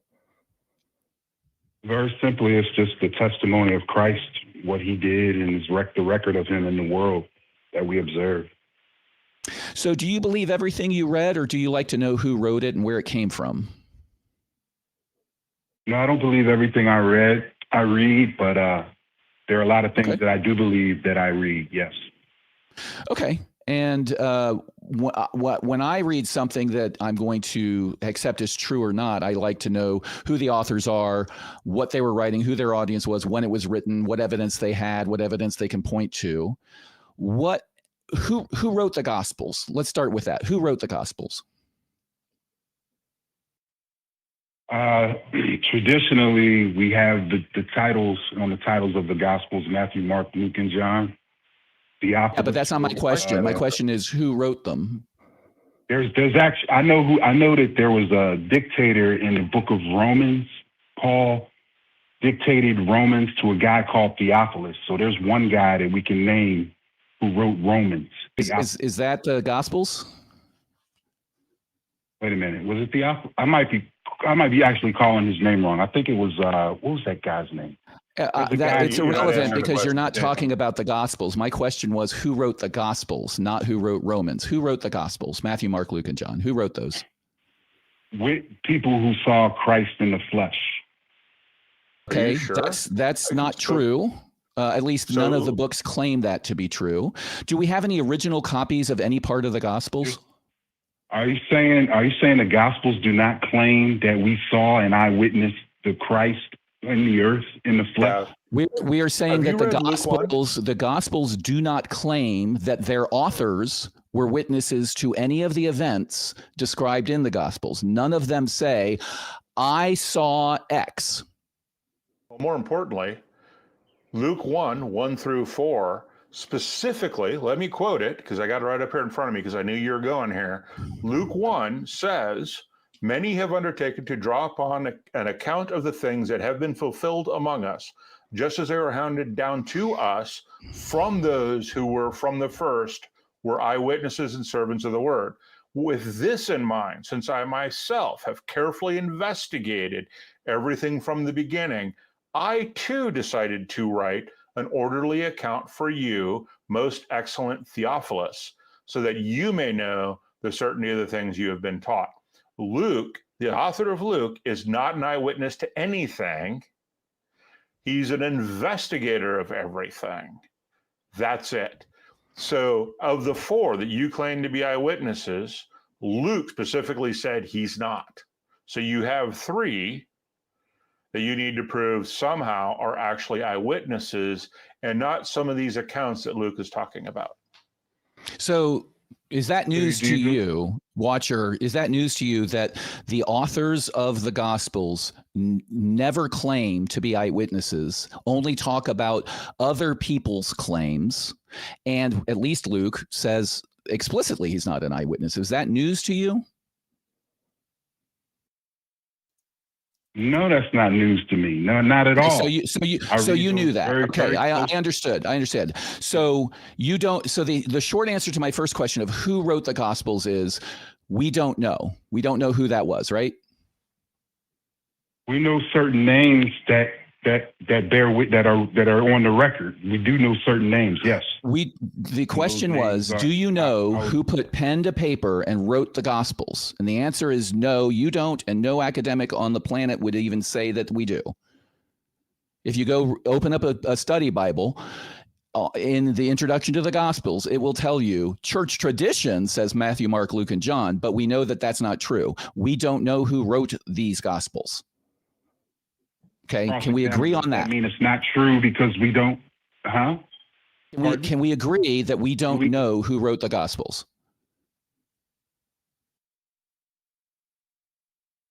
No, I said who wrote it was the eyewitnesses of Christ in the earth.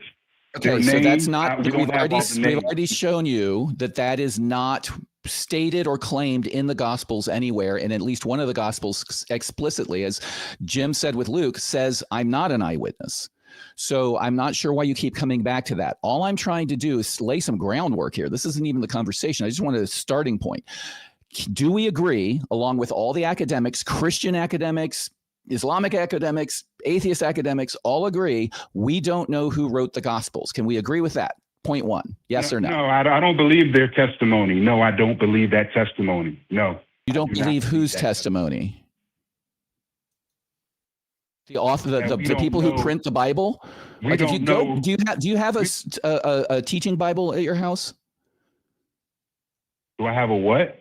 A teaching Bible, a Bible a student would use when they're studying like seminary or other things like that. I have several. Yeah, I have several of those. Yes. So if we can't even agree that humanity today does not know who wrote the Gospels, then I'm not sure why we should even proceed, because you're not even schooled enough in your own Gospels to have a valid reason to then conclude that God is real. What are your thoughts, Jim?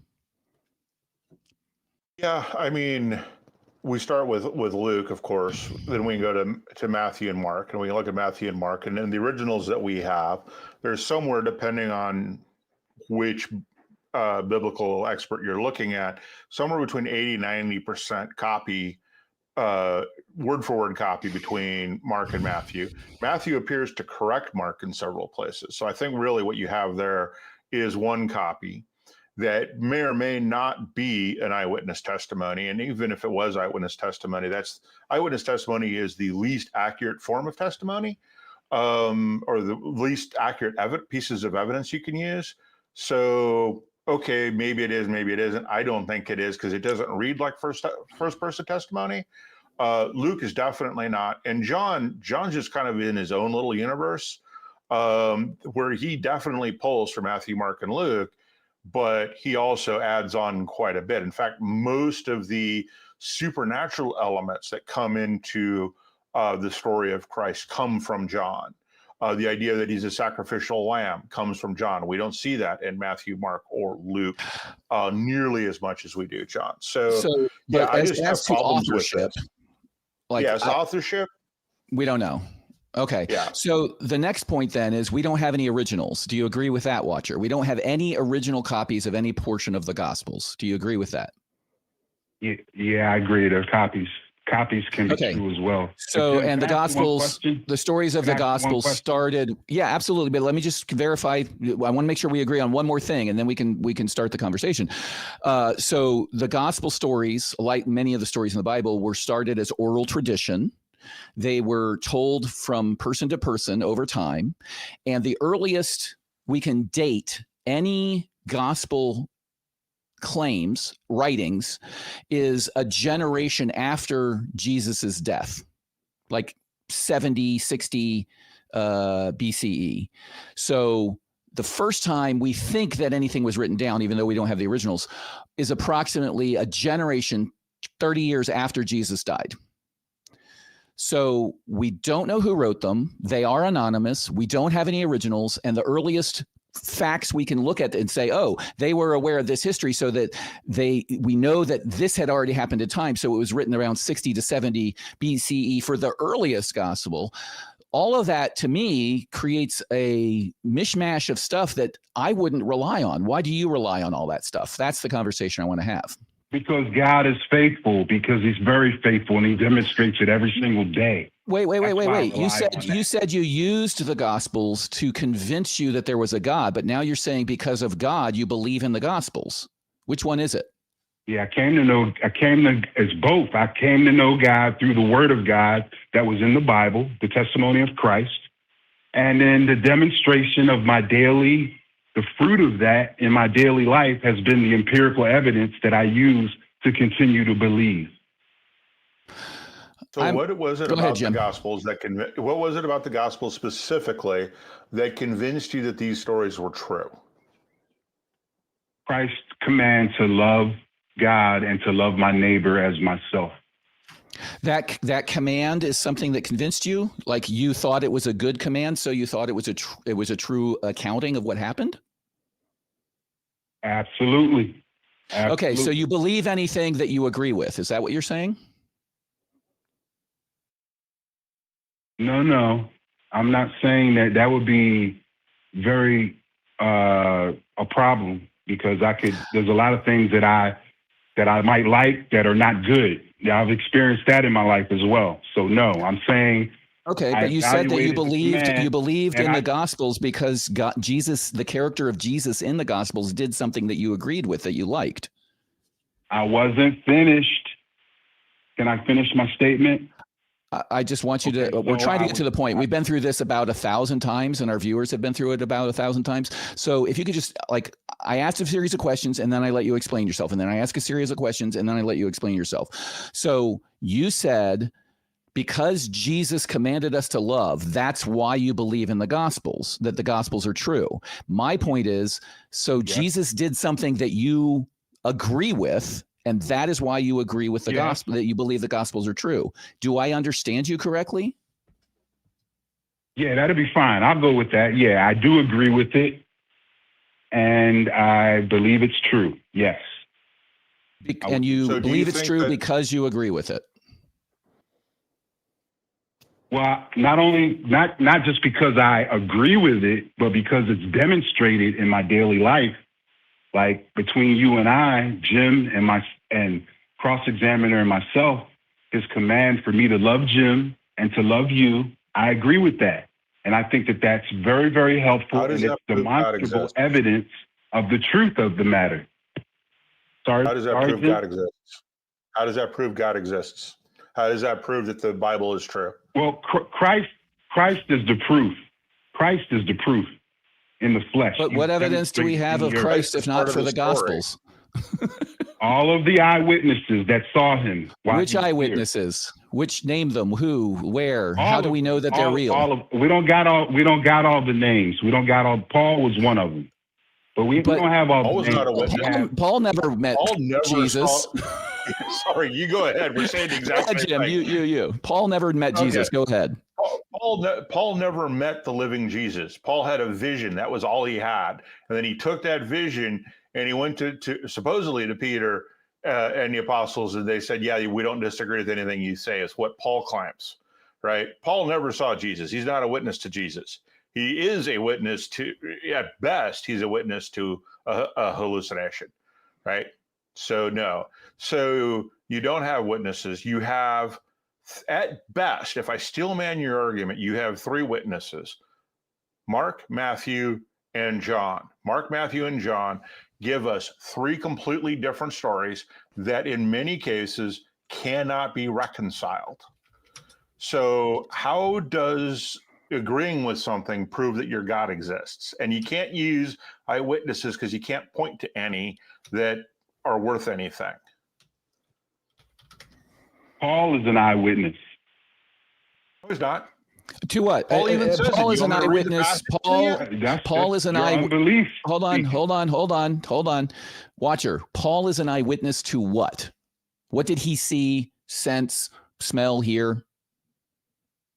It's in the record. It's in Acts. He told you exactly what he saw. What did he? What? But you're bringing it up as if you're making a point. What did he witness? What's the relevance of this claim? What did he witness? Everything that's in the record is what he witnessed. You can go read it. Okay, so you don't know. Thank you. Any other comments you want to make, Jim? Yeah. So then Saul, still breathing threats and murder against the disciples of the Lord, went to the high priest and asked for letters. He had a vision. He did not experience, he was not an eyewitness to the life of Christ. Everything he did was after Christ's death. So he cannot be an eyewitness to that. He can only be an eyewitness. I mean, how do you not know this? You claim to know the Bible. You should know this. And I don't think you knew that Luke actually said that he's not an eyewitness, or you wouldn't be saying, as so many Christians do, that there are 4 eyewitnesses, Matthew, Mark, Luke, and John. And I think that's what you meant until I read Luke 1, because I don't think most Christians have read Luke 1, right? So again, you just haven't given us any way to get from I read something I agree with to a God, much less believing that the entire Bible is true, or the entire gospel is true, the New Testament is true. Is a vision, Jim. We didn't hear you say. Could you Christ repeat? Is dead. Christ is dead. Hold on, I didn't hear him. Could you repeat that, Watcher? I was asking Jim, what is a vision? Something you see. Yeah. So people have interpreted Paul differently, but no Christian on the planet that has studied the Bible would say that Paul met the living Jesus. Most people will say he had a vision of Jesus from heaven, or other people will say he had a hallucination. Something happened in his mind where he came to some sort of understanding, but it is not an eyewitness. Right? He didn't see Jesus perform miracles. He didn't see Jesus be resurrected. All the things that every other Christian cites as things that prove that Jesus was divine, he didn't see any of that. Do you understand that? He saw the risen Christ. It's as if he woke up one day and said, I just had a dream about Jesus. That's the level of witnessing we're talking about. Do you understand that that's like everybody agrees on this? That's what Paul says if you go read it. That's the testimony. The testimony is very explicit about what happened to Paul. Yes, it is. Exactly what happened. As he journeyed, he came near Damascus, and suddenly a light shone around him from heaven. Yep. Then he fell to the ground and heard a voice saying to him, Saul, Saul, why are you persecuting me? And he said, who are you, Lord? Then the Lord said, I am Jesus, whom you are persecuting. It is hard for you to kick against the goads. So he, trembling and astonished, says, Lord, what do you want me to do? So that is exactly what he had. He had a vision of somebody claiming to be Jesus, he is persecuting, and that's it. He doesn't get instruction, right? You don't, right? Simple as that, right? What? I believe his testimony, and you do not. Or you think it's I don't. I know his. Well, I don't because I don't. It's just at best the Bible is historical fiction. Hey, you know what? But you don't get to. Paul is an eyewitness to Jesus Christ and his life and the things that he did. From where are we in here? Acts 9, 1 through 6. Going back to the Watcher's question. Going back to the Watcher's question, I can believe Paul's testimony without accepting that there is, in fact, a God. Absolutely. Paul didn't testify that he had, what do you call it? What do you call a hallucination? He didn't testify that he had a hallucination. Yep. So Never you don't said believe he did. his I just said he testimony. had I an do believe his hallucination. testimony. Okay, No, so that's do you fine. believe everybody that claims that they spoke to God? Say again? Do you believe everyone who claims they spoke to God? Pretty much, yeah. If they say they spoke to God, that would be prayer. Oh, And that happens every day all over the world. wow. So you believe with Muslims that they spoke to God? Yeah. And that God told them to do something harmful to you, and you believe Christians who spoke to God and blow up abortion clinics, and you believe that evangelists who go on TV and tell you to give them your money, that they spoke to God. No, you know a tree by its fruit. That's what the So Lord you don't believe everybody that spoke to God. I would not. If they say that they spoke to God, I would definitely believe that. Whether or not now, if they're telling me that God told them to harm you or I, or that they did some heinous thing against God's law, no, I don't believe that they heard from God. I believe they're following their own desires or the devil himself. Would you say that somebody who commanded another person to harm one of their children and then at the last second go, psych, I didn't want you to do that, would you consider that harmful or good?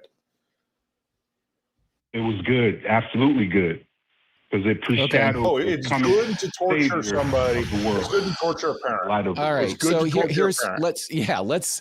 I think we figured out where we disagree, and I think. Thank you very much, Watcher, for your time. We're at our time. I think where Jim, I don't know about you, but I think where we disagree is I think that Watcher was probably raised or discovered Christianity, and he is desperately looking for reasons to continue to believe it, because there's no way you go from I studied the Gospels to concluding that there's definitely a God if you really know what you're talking about.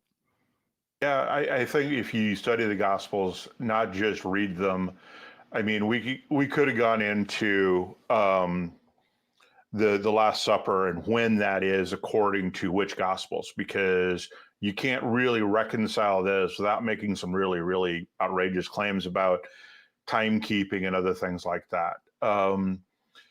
There's just so much wrong with that. But just the fact that I really believe that he did not know that Luke specifically says that Luke is not an eyewitness, that he investigated the claims.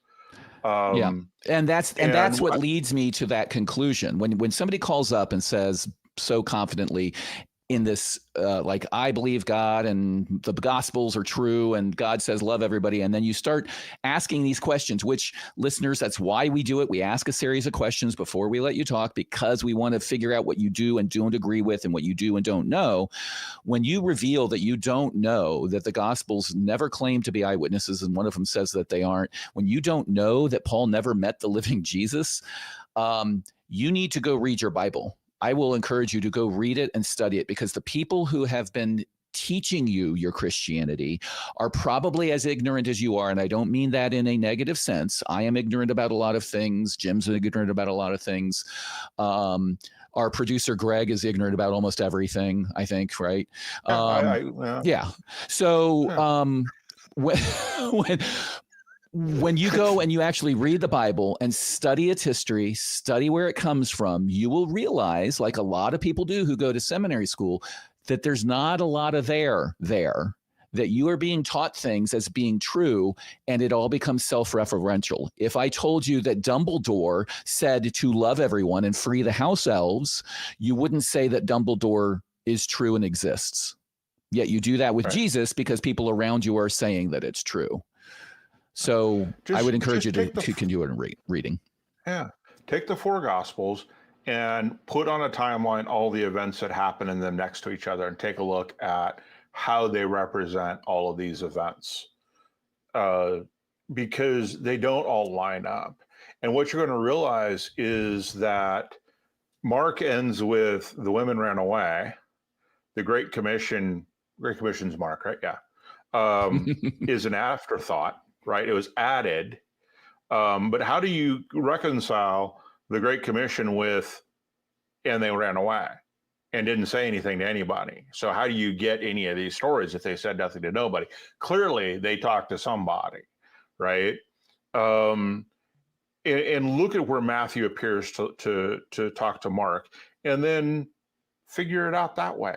It's really, really easy, and it's absolutely astonishing when you begin to realize that what you think is Christ's story is not supported by any single story, and that the 4 stories you have don't actually line up to give you the story you think you know. And it'll at least change your beliefs on what Jesus said and did, and when he said it and did it. Because he didn't just say love everybody either, because he also said, I came to bring what? Strife, hate. Yeah. So not a jot or tittle of the law that tells us to enslave people and to stone women to death. Not a jot or tittle of that shall change under Jesus until all has come to pass. Right. And if you think God isn't the author of confusion, use the Bible to figure out what you can eat. Going back to, who was it, Alex with the bacon? Or no, that was Luke and the bacon. When he first started talking about bacon, I thought he was talking about Francis Bacon. I'm like, I haven't read Francis Bacon. I did too. Not sure.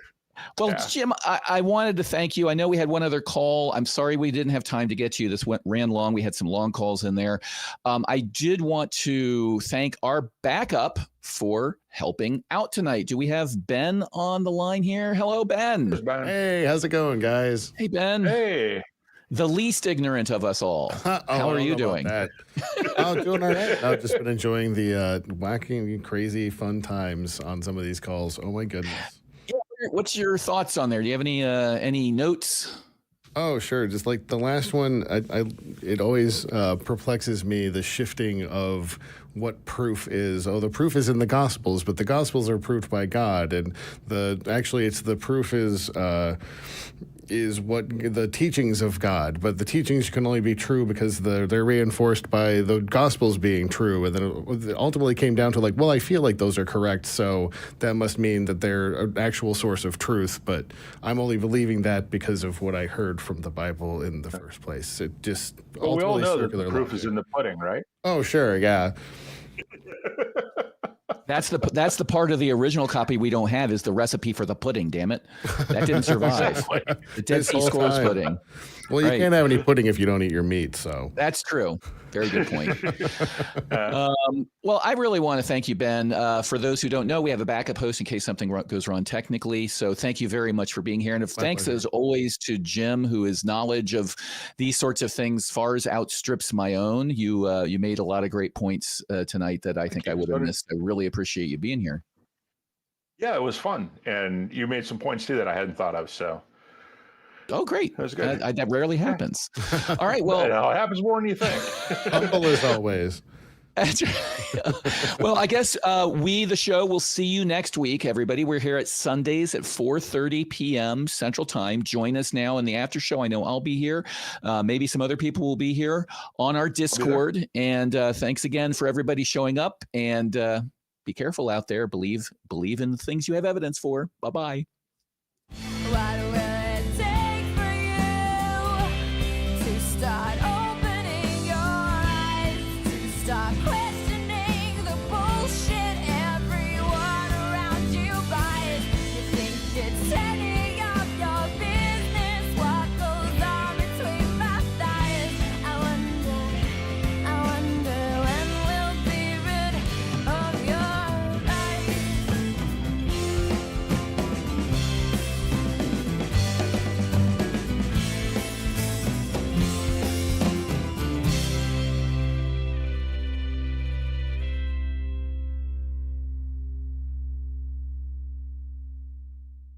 Watch Talk Heathen live Sundays at 1 p.m. Central. Visit tiny.cc/YTTH and call into the show at 512-991-9242 or connect to the show online at tiny.cc/callth.